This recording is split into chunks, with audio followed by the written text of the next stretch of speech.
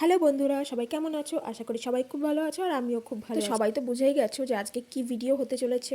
আসলে এই ভিডিওটা আমি অনেকদিন আগেই করেছিলাম, একটু কাজে প্রেশার থাকায় আমি পোস্ট করতে পারিনি। তো আজকে ভাবলাম তোমাদের সাথে শেয়ার করি। তোমরা তো দেখলেই, প্রথমে আমি মিক্সিতে কড়াইশুঁটি, তার মধ্যে 2 টুকরো কাঁচা লঙ্কা আর একটু আদা দিয়ে ভালো করে পেস্ট বানিয়ে নিয়েছি। কচুরির পুর বানানোর জন্য কড়াইতে সামান্য পরিমাণ তেল দিয়ে তার মধ্যে কালো জিরে, একটু হিং দিয়ে, তারপর যে পেস্টটা আমি বানিয়েছিলাম সেটা দিয়ে, আর পরিমাণ মতো নুন দিয়ে, তারপর জলটা শুকিয়ে আসলে ওটাকে নামিয়ে দিতে হবে। কচুরির জন্য আলুর দম বানাতে হবে, তো তার জন্য আমি কড়াইতে তেল দিয়ে আলুগুলো ভালো করে ভেজে নিয়েছি। কড়াইটা দেখে প্লিজ কেউ জাজ করো না, আসলে আলুগুলো ভাজতে গিয়েই কড়াইটায় এরকম অবস্থা হয়ে গেছে। গোটা গরম মশলা, গোটা জিরে আর 2টো শুকনো লঙ্কা ফোড়নে দেওয়ার পর কাঁচা লঙ্কা, আদা, চারমগজ, পোস্ত আর কাজু বাদাম দিয়ে একটা মশলা বানিয়েছিলাম। তো সেটা দেওয়ার পর মশলাটাকে ভালো করে কষিয়ে নিয়ে তার মধ্যে নুন, হলুদ, টেস্টের ব্যালেন্সের জন্য সামান্য পরিমাণ চিনি আর একটু ধনিয়া গুঁড়ো দিয়ে ভালো করে মশলাটা কষিয়ে নেওয়ার পর আলুগুলো দিয়ে পরিমাণ মতো জল দিয়ে হয়ে গেলে এটা নামিয়ে দিয়েছি। কচুরির জন্য ময়দাটা আমি আগেই মেখে রেখেছিলাম। তারপর গোল গোল লেচি কেটে তার মধ্যে কড়াইশুঁটির পুরটা ভরে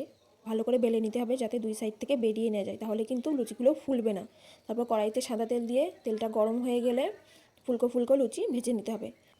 আলুর দমটা কিন্তু খুবই টেস্টি হয়েছিল, আর কড়াইশুঁটি কচুরি দেখে কি লোভ লাগছে। তো যাও তাড়াতাড়ি বানিয়ে ফেলো।